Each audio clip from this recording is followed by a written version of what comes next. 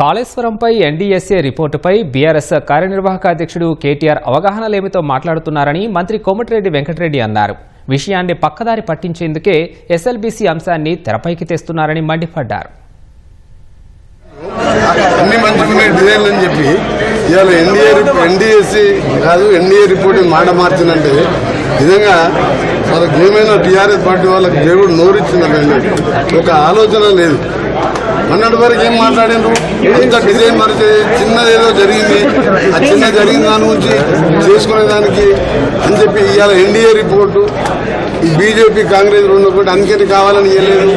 SLBC మీద ఎందుకు ఇస్తలేరు ఎన్డీఎస్సీ అని.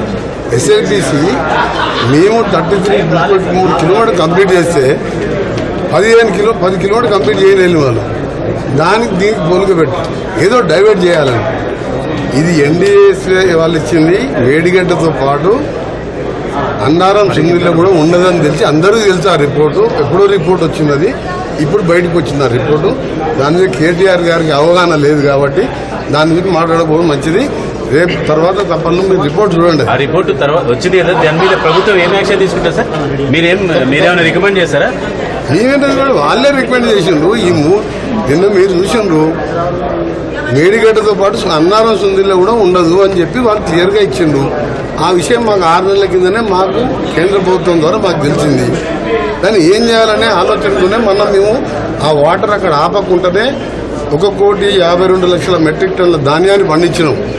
అక్కడ ఆగుంటే ఇప్పటికీ ఆ 3 కొట్టుకుపోయాయి. సార్, ఎన్డీఎస్సీ రిపోర్ట్ లో నాణ్యత లోపం ఉంది, నిర్మాణ లోపం ఉంది, ప్లానింగ్ లోపం ఉంది అని చెప్పారు. వీళ్ళకి బాధ్యత లేని వాళ్ళందరి మీద యాక్షన్ ఉంటుందా? తప్పకుండా. ఎందుకంటే నాణ్యత లోపం ఒకటి, డిజైన్ అయితే ఆయనే చీఫ్ ఇంజనీరు, ఆయనే కాంట్రాక్టరు, ఆయనే చెప్పిండు. అది మొత్తం ఇది నా మానస పుత్రిక. ఇది ప్రపంచంలోనే 8వ వింత అన్నాడు.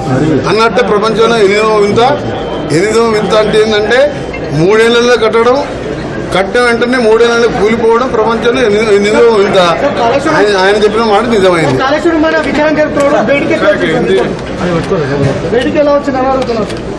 రిపోర్ట్ వాళ్ళే కాదు, వాళ్ళు ఇచ్చిన కేంద్ర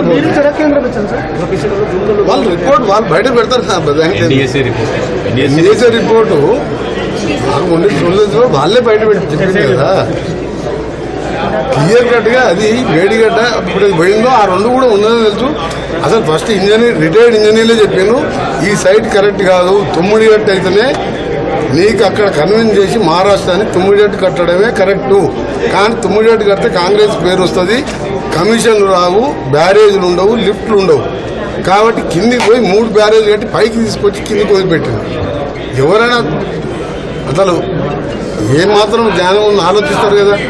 కింద వాటర్ని పైకి తీసుకొచ్చి 3 లిఫ్ట్ తీసుకొచ్చి కిందికి వదిలిపెడతారా? అందుకనే త్వరలోనే దాని మీద అంత క్లారిటీ వచ్చేస్తుంది. నిన్న రిపోర్ట్తో మొత్తం బయటపడ్డది.